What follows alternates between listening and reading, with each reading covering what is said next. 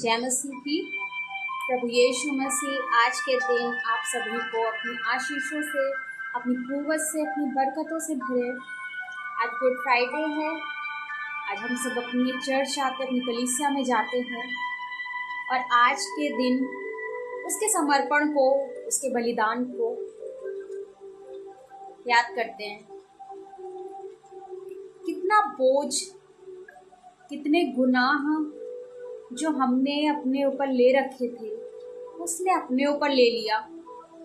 इन चीज़ों के बारे में, इन बातों के बारे में, उन 7 वचनों के द्वारा हम कलीसिया में खादिम से या प्रचारक से या अलग अलग लोगों के ज़रिए सुनते हैं और अपने आप को बदलने की कोशिश करते हैं और वैसा ढालने की कोशिश करते हैं कि जैसा हमारा प्रभु यीशु मसीह था, जैसा वो आज है, उस तरह से हम अपने जीवन को बदल सकें। तो आइए हम भी साथ मिलकर उन 7 वचनों को जो प्रभु यीशु मसीह ने क्रूस पर लटकते हुए, क्रूस पर टंगे हुए अपने लबे मुबारक से निकाला, अपने मुंह से निकाला, और उन वचनों के जरिए हमें आशीष मिले। यीशु मसीह ने क्रूस पर अपनी मृत्यु से पहले जो 7 महत्वपूर्ण वचन और अंतिम शब्द कहे थे, वो इस बात का प्रतीक है कि वो क्षमा, प्रेम, विश्वास और उद्धार का संदेश देते हैं हमें।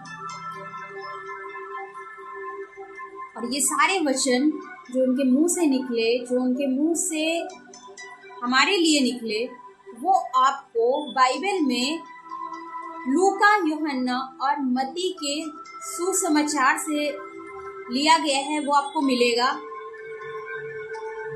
ये वचन परमेश्वर के पुत्र यीशु मसीह के बलिदान और परमेश्वर के प्रति उनका समर्पण को दर्शाता है। तो आइए हम विश्वास के द्वारा इन वचन में आगे बढ़ें और अपने जीवन को प्रभु यीशु मसीह की तरह बनाने की कोशिश करें। जो शिक्षा उन्होंने हमारे लिए रख छोड़ी, हम उसमें चलने की कोशिश करें, जिससे कि हमारा आत्मिक जीवन तो अच्छा बने, हमारा सांसारिक जीवन भी अच्छा बनेगा और हम परमेश्वर के मार्ग में बहुत सारी उन्नति को, बहुत सारी तरक्की को देखेंगे अपने जीवन में उतरते हुए। Praise the Lord. क्रूस पर यीशु के 7 अंतिम वचन वो इस प्रकार हैं। जो पहला वचन है, प्रभु यीशु मसीह ने अपने लबे मुबारक से निकाला, अपने लबे मुबारक से बोला, वो था, हे पिता, इन्हें क्षमा कर, क्योंकि ये नहीं जानते कि ये क्या कर रहे हैं। ये आपको मिलेगा लूका की इंजील 23 उसका 14वां पाप, और ये क्षमा का प्रतीक है, ये क्षमा का वचन है। क्यों? क्योंकि हमने तमाम गुनाह किए, तमाम अपराध किए, और उसकी सजा किसको मिली? हमारे प्रभु यीशु मसीह को। ये उसका प्रेम ही तो था जिसने अपने ऊपर हमारे गुनाह का बोझ को ले लिया और हमारे लिए क्षमा को रख छोड़ा। वो क्रूस पर लटका हुआ है, फिर भी वो हमसे इतना प्यार करता है कि उसने क्रूस पर जो मृत्यु से ही हमारे प्रति अपने प्रेम को दर्शा दिया। उसने खुद अपने आप को कुर्बान कर दिया और हमें ताबत की जिंदगी दे गया। आज ये सोचने वाली बात है कि क्या हम अपने जीवन में किसी को क्षमा कर पाते हैं? बहुत बड़ी बात है कि हम अपने परमेश्वर में तो चलते हैं, लेकिन हम किसी को क्षमा नहीं कर पाते। क्यों नहीं कर पाते? क्योंकि हमने अपने आप को उन तमाम चीज़ों से भर रखा है जो कभी खाली नहीं करने का। प्रभु परमेश्वर ने जो हमारे गुनाह को, हमारे अपराधों को अपने ऊपर लिया, तो भी हमारे लिए क्षमा छोड़ी, हमारे लिए क्षमा मांगी परमेश्वर से। जो सैनिक उसके साथ बुरा व्यवहार कर रहे थे, उसके कपड़ों को फाड़ रहे थे, उसे गाली दे रहे थे, उसके ऊपर थूक रहे थे, उसे खरोच रहे थे, नोच रहे थे, उसे भाले मार रहे थे, बर्छी से उसे छील रहे थे, उसे कोड़े लगा रहे थे, उसने क्रूस पर 39 कोड़ों को खाया। वो 39 कोड़े हमारी 39 बीमारियों को दर्शाता है। उसने हमारी बीमारियों के लिए, हमारी परेशानियों के लिए अपने ऊपर कोड़ों की मार सही। फिर भी उसने हमारे लिए क्षमा मांगी और हमें माफ कर दिया। ऐसे प्रभु यीशु मसीह का हम धन्यवाद दें, और जिस तरह से हमारे प्रभु ने हमें क्षमा किया, हम औरों को क्षमा करें। प्रभु इसमें आपकी सहायता करे।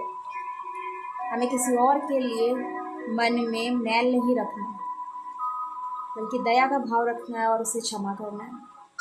वही प्रेम जो परमेश्वर ने हमसे किया, हमें औरों से करना है। हमें इस वचन के द्वारा सीखना है। दूसरा वचन जो प्रभु के मुंह से निकला, मैं तुझसे सच कहता हूँ कि आज ही तू मेरे साथ स्वर्गलोक में होगा। ये आपको मिलेगा लूका की इंजील 23 उसकी 43 बाब में, लूका 23 उसकी 43 वर्ष, जो एक उद्धार का वचन है। यहाँ पे क्रूस पर 2 डाकू लटके हुए हैं और दोनों ने घोर अपराध किए, बड़े अपराधी हैं। कितनी बुरी सजा मिली प्रभु यीशु मसीह को कि उनकी तुलना डाकुओं से कर दी गई। उनके अगल बगल डाकुओं को लटका दिया गया। जो एक पाक मेमना था, उसे अपराधियों के बीच में लटकाया गया हुआ। उनमें से एक डाकू जो प्रभु यीशु मसीह को नहीं जानता था, लेकिन टीस कराते हुए ये चीज बोली कि यदि तू परमेश्वर का पुत्र है तो अपने आप को भी बचा और मुझे भी बचा और हमें भी बचा।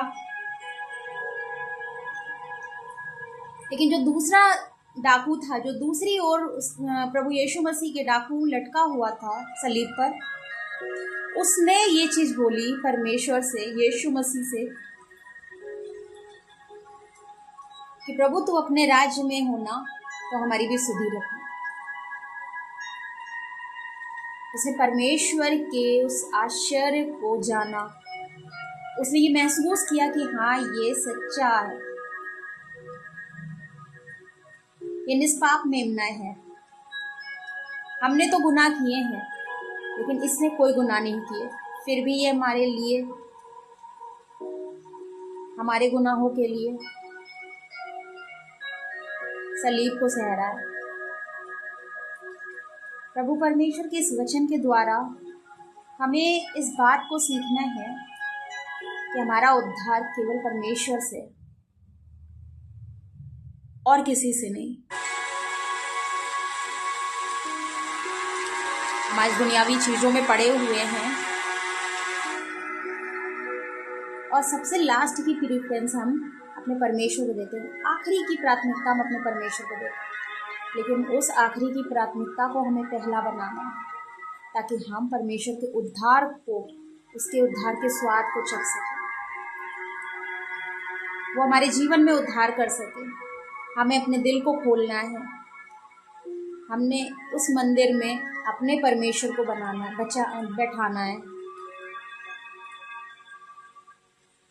इस बात की दुआ करिए कि हाँ खुदावन, जिस तरह से आपने सलीब पे लटके हुए उस डाकू का उद्धार किया, जिसने आखिर मोमेंट पे आपको जाना, उसके गुनाह काउंट नहीं हुए वहाँ पर कि वो कितना बड़े गुनाहगार था, उसका विश्वास वहाँ पे काउंट हुआ। क्योंकि वचन बताता है कि यदि तुम्हारा राई के दाने के बराबर भी विश्वास होगा तो जो कुछ तुम परमेश्वर के नाम से मांगोगे वो तुम्हें मिलेगा। हमें उद्धार अगर चाहिए तो हमें अपने विश्वास को परमेश्वर में बनाए रखना है और उस परमेश्वर को अपने हृदय में बैठाना है। प्रभु इस वचन से आपको आशीष दे। तीसरा वचन जो था, हे नारी देख ये तेरा पुत्र है और देख ये तेरी माता है। यहाँ पे यीशु मसीह नारी को इंडिकेट करते हुए मरियम से बात कर रहे हैं, जो उनकी माता हैं, जो बहुत रो रही है, परेशान हो रही है अपने बेटे के लिए। जैसे आज भी एक संसारिक माँ होकर लोग, हमारे माँ बाप भी हमारे लिए चिंता करते हैं, हमारी माँ हमारे लिए चिंता करती हैं, उसी तरह से परमेश्वर के पुत्र यीशु मसीह की माँ जो मरियम है, वो उनकी सलीब पर उनकी मौत को देख रही है अपनी आंखों से, उनके दुख को देख रही है, उनकी यातनाओं को देख रही है, उनके घावों को देख रही है, उनके आंसुओं को देख रही हैं अपनी आंखों से। उस माँ को कितनी तकलीफ हो रही होगी, लेकिन यहाँ पर ढांढस बताते हुए यीशु मसीह अपनी माँ से कहते हैं कि देख ये तेरा पुत्र है। और वो पुत्र कौन है? वो उसकी खाला का बेटा यूहन्ना है। वो उनकी मौसी का बेटा यूहन्ना है। यूहन्ना को परमेश्वर के पुत्र यीशु मसीह ने अपनी माता को सौंप दिया। हमें भी चिंता होती है, उसी तरह से प्रभु को भी चिंता थी अपनी माँ की कि मेरे जाने के बाद इनका क्या होगा, क्योंकि वो तो परमेश्वर का पुत्र था, वो परमेश्वर के पास जा बैठेंगे, लेकिन उनके जाने के बाद उनकी माँ का क्या होगा।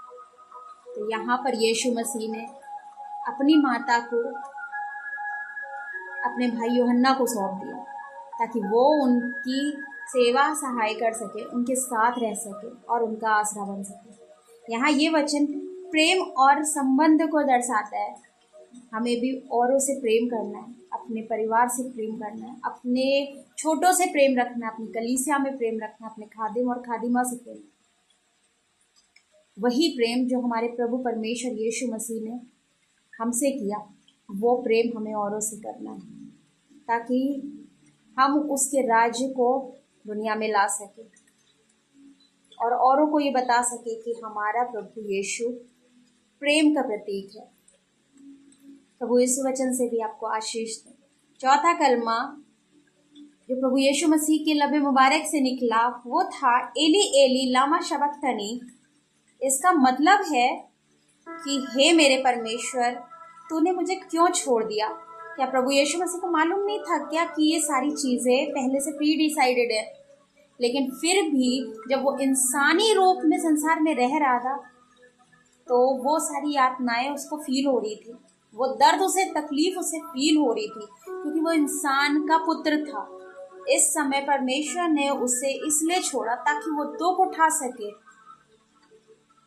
वो हमारे लिए अपनी तकलीफों को सह सके, क्योंकि वो आया ही इसीलिए था कि वो हमारे दुखों को अपने ऊपर ले ले।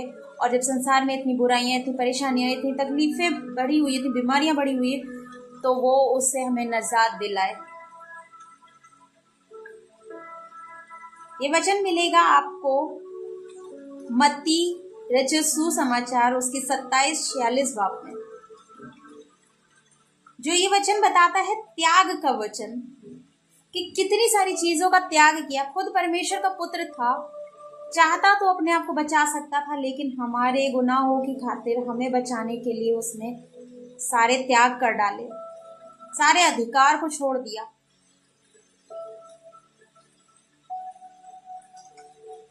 और हमारे लिए क्रूस को सहा, हमारे लिए दुख को सहा, हमारे लिए परेशानी को सहा, ताकि हम निजात पा सकें। जिस तरह से प्रभु यीशु मसीह ने इतने बड़े त्याग को किया है, हमें भी चाहिए कि हम भी किन्हीं चीज़ों के पीछे जो भागते हैं संसार में होकर, उन चीज़ों के पीछे ना भागकर कभी कभी किसी चीज़ों का त्याग करना सीखें। अगर मांगना ही है तो प्रभु के वचन को मांगे, अगर मांगना ही है तो परमेश्वर के प्यार को मांगे। त्याग करने की भावना हमारे अंदर होनी चाहिए, औरों के लिए, अपने लिए, ताकि वो जो परमेश्वर का प्यार है वो हमारे अंदर जिंदा रह सके। प्रभु इस वचन के द्वारा आपको आशीष। पांचवा कलमा जो प्रभु के वचन मुंह से निकला, पांचवा वचन, जो आपको मिलेगा यूहन्ना रचित सुसमाचार उसकी 19 अध्याय के 28वें पद में।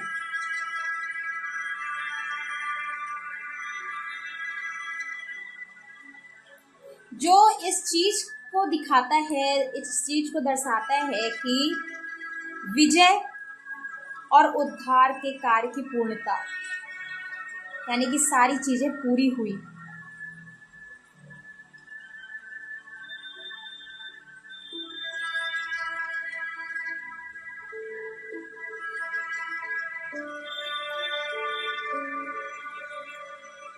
वरना 19:30 बताता है कि पूरा हुआ।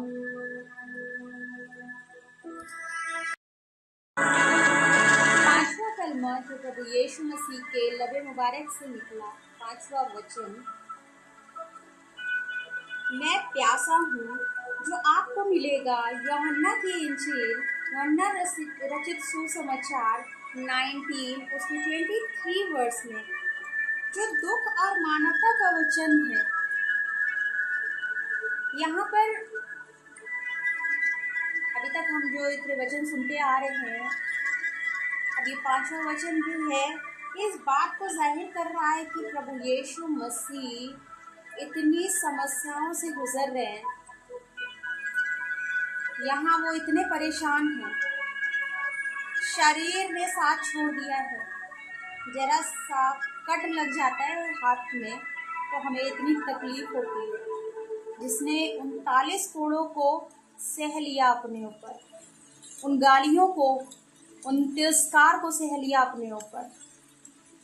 जब एक कोड़ा उन्हें पड़ता था तो मांस की जो टुकड़े हैं वो उस कोड़े पर, उस छड़ पर फंस कर बाहर आ जाती थी। सोचिए कितना दुख, कितनी तकलीफ होती थी। पसली तक दिखने लगती थी, शरीर दिखने लगता था, अंदर जो स्केलेटन है वो दिखने लगता था। हमें जरा सा कट लग जाता तो हम पूरे दिन परेशान रहते हैं। हम अपने आप को इतना नाजुक दिखाते हैं, लेकिन उसने तो हम अपने ही दुख को केवल दिखाते हैं ना। जरा सा दर्द हुआ, जरी सी चोट लगी, जरी सी बीमारियां हुई, या जो भी छोटी बड़ी कोई भी बीमारी हो, हम सिर्फ अपने दुख को दिखाते हैं यहाँ पर। लेकिन उसने हम सभी के दुख को अपने ऊपर ले लिया, हम सभी के पापों को अपने ऊपर ले लिया। इतना दुख तकलीफ, इतना दर्द तकलीफ सह रहा है परमेश्वर हमारे लिए। और जब थोड़ी सी देर होती, इतनी गर्मी उस समय पड़ रही है और सूरज एकदम सर पे है, भूखा प्यासा वो क्रूस का भार, कुंटलों का भार अपने ऊपर लेकर चला जा रहा है। थोड़ा सोच कर देखेंगे, अगर हम उस चीज को महसूस कर देखेंगे, उस मंजर को, तो आंखों से आंसू ही निकलेंगे और वो डर महसूस हो जाएगा कि हम कितने कीमती हैं, हमने कितने गुनाह किए, फिर भी उसका प्यार हम पर प्रकट हुआ। वो प्यासा है, पानी की बजाय उससे सिरका ऑफर किया जा रहा है। सिरका मीन्स के साइट्रिक, और साइट्रिक आपके शरीर में जाके आपकी प्यास को और बढ़ा देता है, वो इतना खट्टा होता है। और उसे किसी पात्र में नहीं, किसी बर्तन से नहीं, उसे स्पंज से डिप करा के और निचोड़ कर पिलाया जा रहा है उसके लिए। इतनी बेकदरी, जो खुद एक दुनिया का राजा है, उसने अपने आप को इतना दीन कर दिया, सौंप दिया अपने आप को, एकदम मनुष्य मात्र बन गया। कोई ताकत, कोई सामर्थ्य, कोई चमत्कार नहीं, बस उसने अपने पिता की आज्ञा को पूरा करने दिया, जिसलिए वो यहाँ आया था दुनिया में। उस बात को पूरी होने दिया, कलाम की बात को पूरी होने दिया, जिस समय वो दुख उठा रहा था, लोग अपनी मानवता भूल गए थे, जंगलियों की तरह बर्ताव कर रहे थे परमेश्वर के साथ।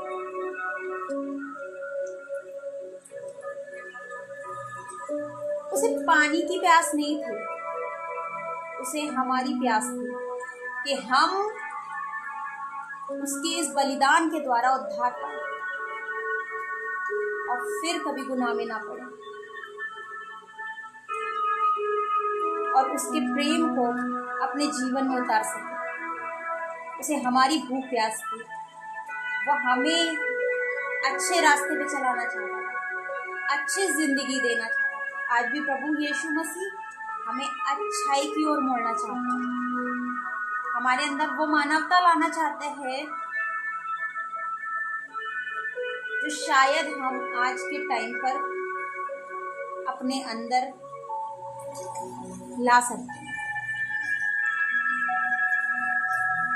हमें प्रार्थना करने की जरूरत है, हमें नित्य प्रार्थना करने की जरूरत है, रेगुलर प्रार्थना को अपनी रूटीन में शामिल करने की जरूरत है। ये कलाम जो बहुत पवित्र है, जो बहुत पाक, बहुत कीमती है, इसे पढ़ने की जरूरत है ताकि हम आने वाले दुखों से बचे रहें। और कोई चीज हमें नहीं बचा सकती दुखों तकलीफों से, लेकिन परमेश्वर का जिंदा वचन हमें तमाम बातों से, तमाम तकलीफों से बचा सकता है। आइए हम इस चीज के लिए वादा करें, इस बात के लिए वादा करें कि वो मानवता जो परमेश्वर ने अपने अंदर दिखाई, वही मानवता हम औरों के लिए दिखाए। जो दुख उसने हमारे लिए सहा, वो दुख हमें ना सहना पड़े। हमें अपने परमेश्वर को अपने जीवन में उतारने की जरूरत है, इससे हम तमाम तरह की बुराई से, परेशानियों से, बीमारियों से, लाचारियों से, तन्हाई से, गरीबी से और हर एक समस्या से बचेंगे। छठा वचन जो आपको मिलेगा यूहन्ना रचित सुसमाचार उसकी 19 की 30वीं वर्ष में, जो ये बताता है कि पूरा हुआ। अब परमेश्वर ने जिस अपने पुत्र को, यीशु मसीह को इस दुनिया में भेजा था, जिस कार्य को करने के लिए, जिस सेविकाई को करने के लिए, जिस चमत्कार को करने के लिए, जिन बातों में लोगों को बढ़ाने के लिए, ज्ञान में बढ़ाने के लिए, वचनों में बढ़ाने के लिए, वो काम पूरा हुआ। ये वचन यहाँ पे बता रहा है विजय और उद्धार का कार्य की पूर्णता, यानी कि उसकी विजय हुई। उसने जो मौत को अपने कदमों के नीचे रख दिया, उससे बड़ी विजय क्या होगी? कोई तकलीफ उसे हिला ना पाई, उससे बड़ी विजय क्या होगी? हम लोगों के लिए उसने दुख उठा कर अपने आप को गिरा कर इस वचन को यहाँ पर जाहिर होने दिया कि अब पूरा हुआ। काम पृथ्वी पर आकर, दुनिया में आकर, धरती पे आकर उसे करना था, वो पूरा हुआ। प्रभु की, अपने परमेश्वर की जिम्मेदारी को, अपने बाप की जिम्मेदारी को, अपने पिता की आज्ञा को उसे पूरा किया।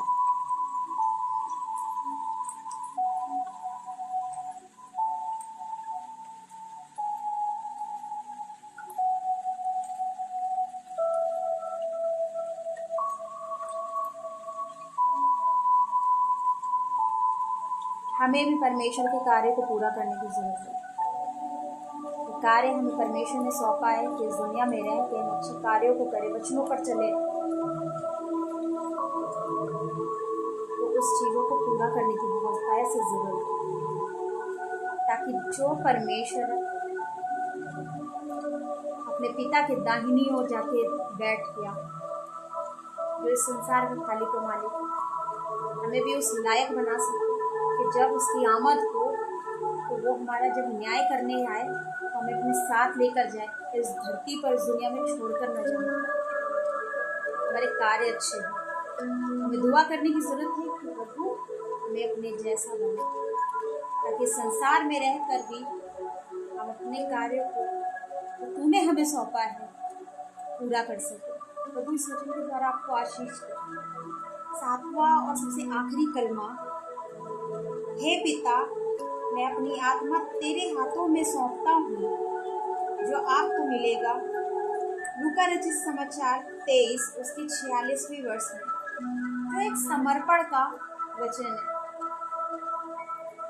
सारे कार्य होने के बाद, सब कुछ पूरा होने के बाद, प्रभु यीशु मसीह ने अपनी इच्छा से, किसी और की इच्छा से नहीं, उस दुष्ट की इच्छा से नहीं, लोगों की इच्छा से नहीं, राजा की इच्छा से नहीं, किसी की इच्छा से नहीं, किसी मनुष्य की इच्छा से नहीं, अपने परमेश्वर की इच्छा में होकर अपने प्राण को अपने प्रभु परमेश्वर, अपने पिता के हाथ में सौंप दिया और समर्पित कर दिया।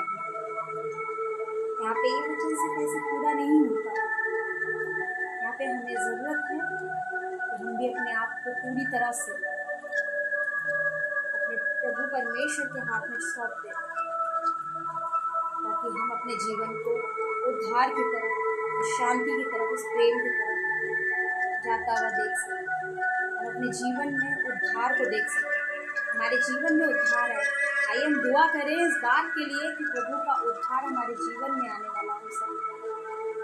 हम परमेश्वर के वचनों के द्वारा बढ़ सके, आगे सच्चाई पे चल सके, प्रेम में बढ़ सके, मानवता में बढ़ सके और दूसरों के लिए बरकत बन सके, दूसरों के लिए आशीष बन सके, औरों को वचन बांट सके, औरों को परमेश्वर की बातों को बता सके, औरों को परमेश्वर की आज्ञा मानना सिखा सके। प्रभु यीशु मसीह, इन सातों वचनों के लिए हम आपका धन्यवाद देते हैं। सिर्फ आज के लिए ना हो प्रभु, सिर्फ आज के लिए ना हो खुदावंद, ये तमाम दिनों के लिए हो, जब तक हम इस जमीन पर जिंदा हैं तब तक के लिए हो प्रभु परमेश्वर, ताकि हम आपकी बातों को सीखने वाले हो सके, आपके वचनों पर चलने वाले हो सके और आपके उद्धार को अपने जीवन में आते हुए देखना। हम अपने तक इस वचन को ना रखते, औरों तक बढ़ाने वाले हो सके, औरों को बढ़ाने वाले हो सके, औरों को सिखाने वाले हो सके। प्रभु एक एक जन के साथ होइएगा, एक एक जन की मदद करिएगा। जो ये वचन को सुने खुदा, उसके जीवन में आपका राज्य, आपका उद्धार आने वाला हो सके प्रभु, ये मेरी दुआ है। आमीन। प्रभु यीशु मसीह इस वचन के द्वारा, इन सातों कलमों के द्वारा, इन सातों वचनों के द्वारा आप सभी को आशीष दे। आप अपने जीवन को परमेश्वर के हाथ में सौंपिए, परमेश्वर आपको उद्धार की तरफ बढ़ाए। Praise the Lord.